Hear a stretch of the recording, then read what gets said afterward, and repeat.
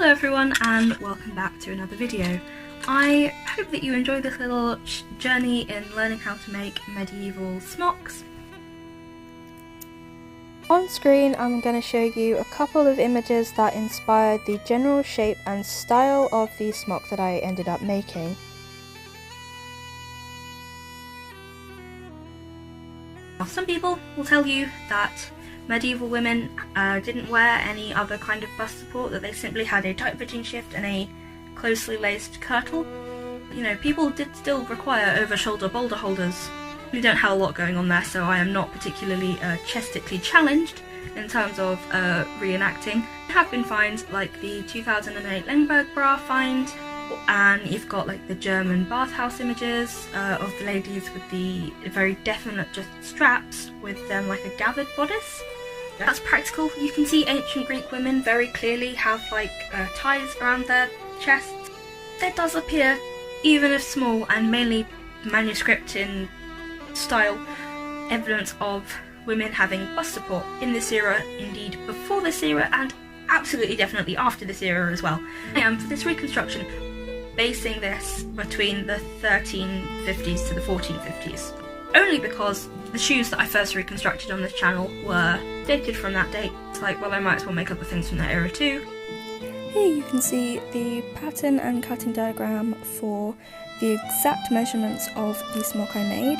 Seam allowance is not included. It will be free to download from my Patreon, which I will link in the description. I am folding over what will become my neckline. The wonderful thing about this linen is that it creases really well, so you can see here I've just got a little strip. This is left over from cutting out the main body of my smock, which I will just whip stitch along the front opening, which will reinforce it so that when I go to make my lacing eyelets, they will be through 2 layers of linen instead of just one. I've just folded under the raw edge and I will whip stitch along the exterior, then I will fold it back so all of the raw seams are encased, and then what I will do is I will just whip stitch down the inside, but here you can see I am doing very, very small whip stitches. Now this is a technique called the English stitch. I believe it's because that is the stitch that you use when you do English paper piecing patchwork. Because my linens are second-hand, I just got some remnants in the craft charity shop. This is a lot tighter weave with a lot like finer thread. This is quite a slubby linen. I have no idea which linen looks more period accurate. As you can see, I have underarm gussets with just a running back stitch here with single ply linen thread, and then I have just felled it down here with like a little whip stitch, just doing a running back stitch, probably using maybe a centimetre seam allowance. Probably a bit small, could have gone a bit bigger. I think I know why I got the remnant. I got the remnant because it's got a couple of like little flecks in it where I think the weave isn't perfect.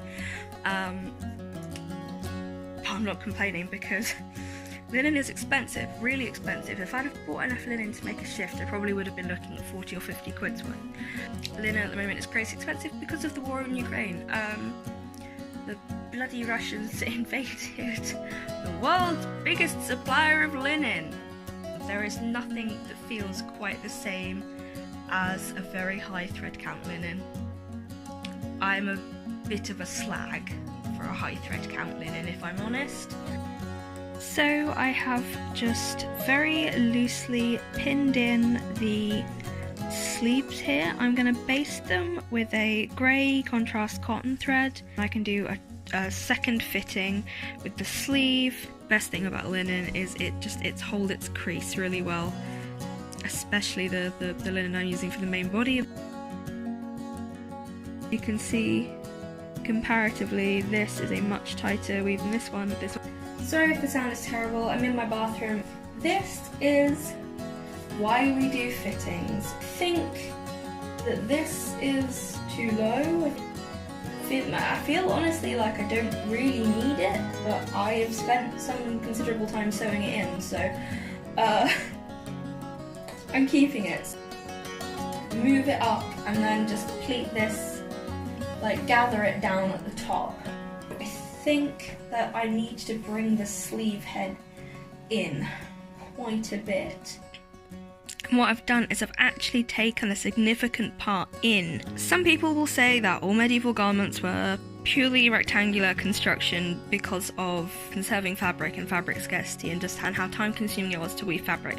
This both is and isn't true from what I can gather from like the very few surviving extant garments and also the way people are drawn in illustrated manuscripts. It isn't fully correct to say that all medieval garments are like purely geometric and they didn't have any curved seams whatsoever. It's absolute twaddle. There are curved seams, like it's not as fabric efficient, but if you're gonna be uncomfortable, you wouldn't conserve a piece of fabric and be uncomfortable. Like, that doesn't make sense. You will find a use for the little scraps. These are excellent for reinforcing things. You can use them as stuffing, you can use them in your tinder box to light your fire in the morning.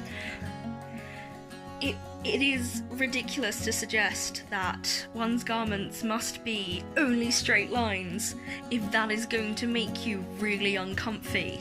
I think people forget that medieval people were not stupid. Their technology was different, it wasn't worse. We just do things differently. Like, think of the past like a foreign country. We might not spice our food the same, but it doesn't mean that they're doing cooking wrong. Unless you're British and you think all food must be boiled, in which case you are just get out, leave. And I am fitting a curved seam to a rectangular seam, and it's gonna work because I'm gonna gather it down. I can't tell from the illuminated manuscripts and any images I've been able to see online whether or not they would have had gathering at the top. I think if you're doing a really fitted kirtle, having gathering there might be annoying, but as I've said, I need an awful lot of freedom of movement. I do feel that this sleeve configuration is a lot more successful. Obviously it will sit in the same place, it will be pulled in here. I feel like I've got a lot of movement and I don't have anything that's like anywhere near my underarm directly that could rub. I'm on bed rest, so my filming setup is not the best. I'm sorry if the camera shakes at all. While the correct method of holding pieces of fabric together in period is to pin them, I personally prefer to baste everything in with just cotton thread that I'll remove later, just because I stick myself less with pins. You can see I've done a running back stitch here and then I've simply whipped it back down. This entire garment is constructed using 3 stitches. One is the running stitch, one is the back stitch. These can be combined into a running back stitch, which is faster but offers a little bit more security than just doing a running stitch. So I would do several running stitches, maybe 5 or 6, then a back stitch, then several more running stitches. For areas of the garment like the sides of the sort of gored skirt section, I have used a running stitch for longer segments, like maybe 10 centimeters at a time before there's a back stitch, because these seams won't take as much wear and tear and they don't. For seams which I really need to be strong, I have used a continuous back stitch, like around the arm's eye, around the gores and the gussets. The way I have treated all of my raw hems is to cut down one side of both of the sort of seam allowance in the inside of the fabric, so one is shorter than the other, then to simply fold over the slightly wider side of the raw edge so that you can completely encase it by doing whip stitches, which is what you see me doing here. This will mean that I have absolutely no raw edges on my garment, which means that they won't fray, they won't rub, and it makes my garment a lot stronger because I'm effectively having 2 lines of stitching on every seam. So in real time so far, this sleeve has taken me a little over 7 minutes.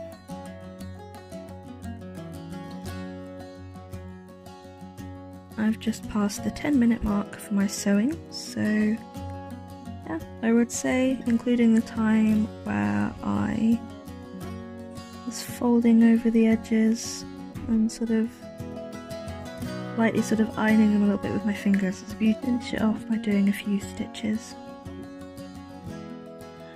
just looping them under. Now, I'm sewing with linen thread. Linen thread can be a little bit more fragile than cotton thread to sew with, so it's recommended that you always wax your thread thoroughly before you do any sewing. So a single pass over of the thread, which you saw in this video, is not really correct. I'd probably more likely to do about 10 to 15 passes. Now, some people iron their thread once they've waxed it. This seems terribly finicky, and I'll be honest, I have never once bothered.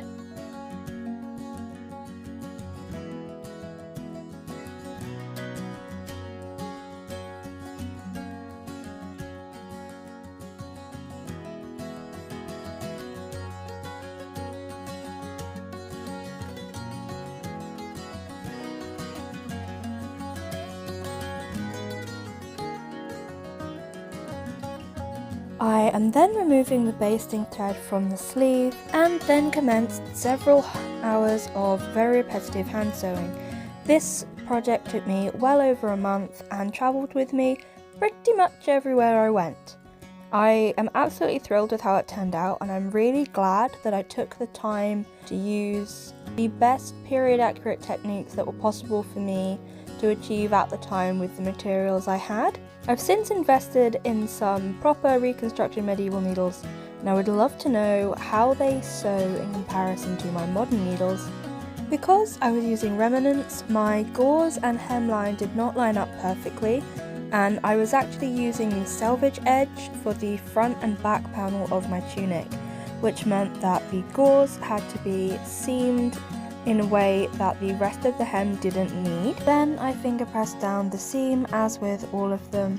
I only really pre-ironed this fabric. I didn't iron it as I was going along because, like I say, I was travelling with it a lot.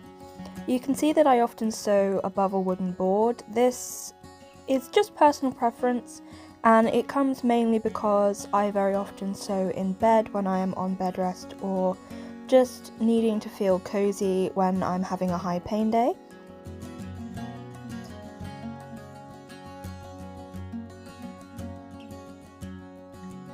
Despite the multiple fittings I did, this smock originally ended up being a tiny bit too big, so I just pleated in a little bit, which was fantastic because I made this smock probably about a year ago, and I actually had to let it out because I gained a little bit of weight. So I'm really glad that I decided to put this flexibility into my garment, even if it was not originally what I intended. It's turned out really handy. The gauze were a bit too big. As you can see, they were almost excessively large. I intended on actually cutting them down, but I forgot, so they made the sleeve and everything a bit big. I also put a small pleat in the back of the neckline, which remains. This was really handy actually because it brought the neckline in while still giving me some fullness in the front. Because the front and the back are exactly the same width, apart from the front having a slit for the neck opening, it did mean that the fit was like a tiny bit bulky on the back versus the front, so that was nice. And it also means it's a little bit more size adjustable, so if in the future I gain or lose weight, I can quite easily let out or take in these pleats. I then loosely top stitched the pleat so that it wouldn't move around while I was wearing it and potentially rub on my shoulders. The audio from the final fitting somehow got lost, but basically I'm saying that I'm really pleased with how it fits and showing off the pleat in the shoulder and how it changes the look, and showing that I've still got all the mobility I need to move around my arms. So how did this garment actually turn out, and is it wearable? I really love this. I'm wearing it all the time. Bearing in mind that I create and design what I would have considered very complex patterns versus this one. It did defeat me a couple of times, mostly because, you know, I made silly errors, like I forgot to make the gauze smaller. Like, look at them, they're ridiculous, like 3 inches when they should really only be 1. That is because I had every intention of making those squares smaller. I just forgot to do it, and then I sewed them in. I was not willing to unpick them, and so they have simply stayed. I would pattern the next one I do so that my shoulder seam is here. I've got quite a lot of stuff which is just kind of bunching up here and not being very useful because I had to put 2 pleats in at the shoulders so that it wasn't falling off, and 1 pleat out the back. This does also mean that whereas as it was patterned that this would just be a tiny bit over and it would pull a bit tighter than it currently does. Editing Zoe here, just popping in to say that the reason I was hoping that my smock would be a little bit tighter fitting is that I was hoping that I would have more support with that layer alongside a more closely fitted outer garment, which is how it was traditionally done, just because when I'm using my wheelchair I need everything to be organised, so we're not getting any waving in the wind and being scandalous. If I do make a woman's like feminine coded gown in the future, I'll probably do it so it's fairly tight lacing, which will mitigate any lack of tightness in this area. Failing that, I can just make another shift. I'd really like to try making one of the Lengberg femmes. Thank you very much for watching. If you enjoyed this, please like and subscribe, leave me a comment, let me know what you liked. If you use the pattern at all, please tag me, I would love to see what you make with it. And yeah, basically that's it for me for the moment. I'm sorry that this video was a little bit disjointed. I tried to include as much of my research as possible. So all of my sources, as per usual, will be in the description, and I will pin some of the more relevant ones in the comments if need be. For the next part of my outfit, I'm actually making myself a silly little hood with a lyra pipe, mostly because I think they're fun. They're good for a long period of time for reenacting, and as someone who is permanently cold, I just want one. I think they're funky. If you'd like to see that, subscribe, hit the bell icon, and YouTube might possibly occasionally, when the wind is blowing in the right direction, let you know when I post. And with that, over and out.